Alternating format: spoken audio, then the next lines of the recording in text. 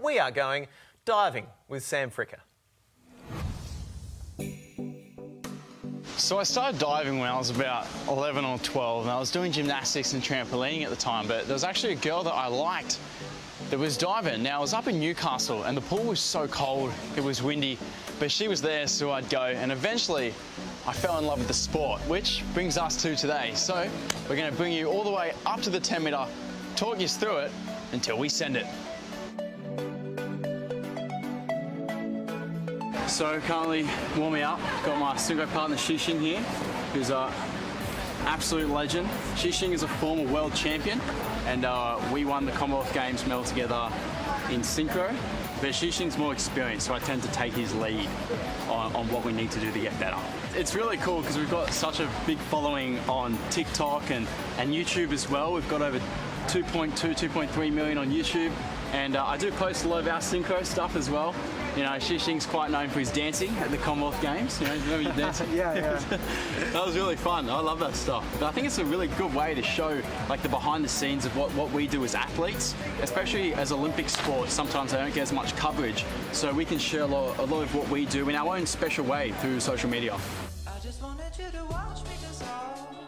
So I'm one of the only athletes that competes in both 3 metre springboard and the 10 metre platform, and I actually went to the Olympics for 10 metre but won a medal at the Commonwealth Games on the 3 metre synchro. Now, I find they do help each other. It does make training loads a little more difficult because you don't have time to focus on one and take a rest day in between.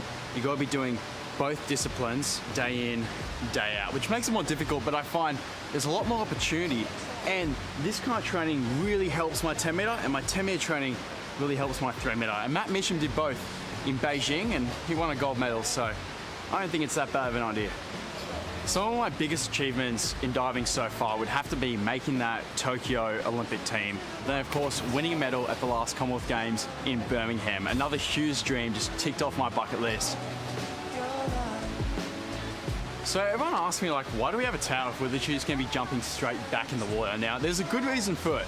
And when you dive and you're spinning around the air, you need to be able to hold these positions really tight in the air so you can get around and finish that dive properly. And if you're wet, it's much easier to slip out and make a bit of a silly mistake. And the other thing is, when you are drying, it's also a bit of a comfort thing. You know, you can't hold on to it, you chuck it around. It's kind of part of your mental prep before a dive as well. So when we're up here on the 10 metre platform, this is where we've got to put all of our elements of training together for each individual jump. Now, of course, we all get a little bit nervous. You're sending it off the 10 metre, but it is good fun. And the way we deal with those nerves is you have these mental patterns, and what you're thinking, well, for me, I try to keep it super simple. So for the dive I'm about to do, I'm standing on the end, I'm thinking quick jump to get off that platform fast because it's really important for rotation. And then the only other thing I'm thinking about is when I come out of my somersault to check, look for the water, and hopefully your training will take over and you'll drop it in dead straight. So, let's send it.